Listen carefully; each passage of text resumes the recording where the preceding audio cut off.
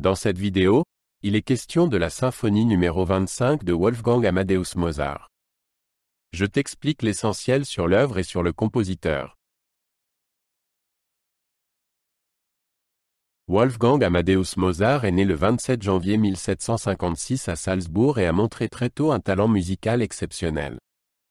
Enfant, il a voyagé à travers l'Europe, où il est devenu célèbre en tant que pianiste virtuose et compositeur.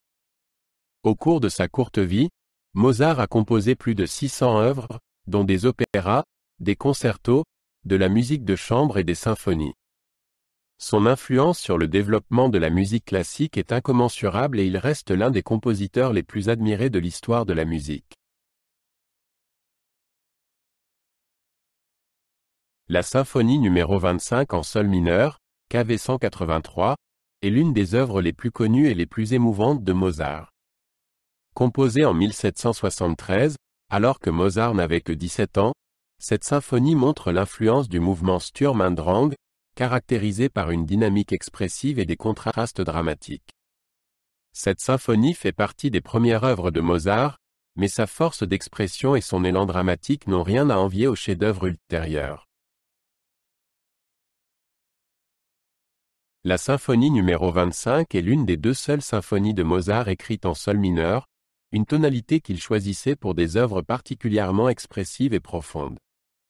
La symphonie se compose de 4 mouvements: Allegro con brio, Andante, Menuetto et Allegro.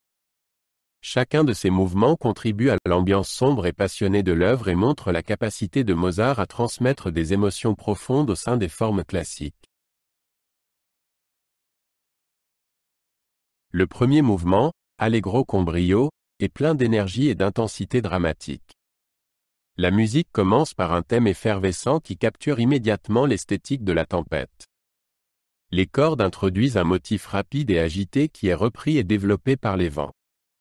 Ce mouvement se caractérise par des courses rapides, des contrastes dynamiques aigus et une rythmique lancinante qui captive immédiatement le public. Le deuxième mouvement, Andante, offre un contraste plus calme avec le premier mouvement. Mozart y déploie une mélodie plus douce, mais toujours profondément émotionnelle. Les cordes jouent des thèmes doux et lyriques, que les bois accompagnent d'harmonies subtiles. Ce mouvement montre le talent de Mozart pour créer un riche paysage émotionnel au sein d'une atmosphère plus calme, sans perdre la tension sous-jacente de l'œuvre. Le menuetto, le troisième mouvement, apporte une structure plus formelle, proche de la danse, tout en conservant une certaine gravité grâce à sa tonalité mineure et aux intenses changements dynamiques. Le menuetto est puissant et décidé, avec une partie en trio qui offre un moment une qualité plus lumineuse, de type majeur, avant de revenir à l'ambiance plus sombre de la partie principale. Ce mouvement est un autre exemple de la capacité de Mozart à remplir des formes traditionnelles avec une musique fraîche et expressive. Le mouvement final, Allegro, conclut la symphonie avec un retour à l'ambiance passionnée et énergique du premier mouvement. Ce mouvement est complexe sur le plan rythmique et mélodique, avec des passages rapides aux cordes et des réponses vives au vent. La musique va de l'avant, avec une intensité et un élan qui amènent l'œuvre à une conclusion puissante et convaincante.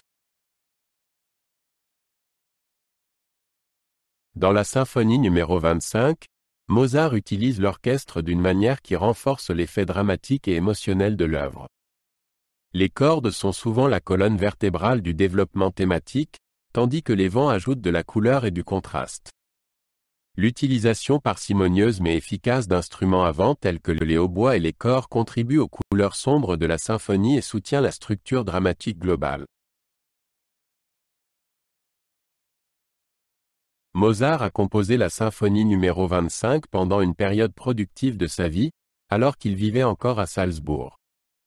La date exacte de la première représentation n'est pas connue, mais on suppose que l'œuvre a été jouée à Salzbourg peu après son achèvement.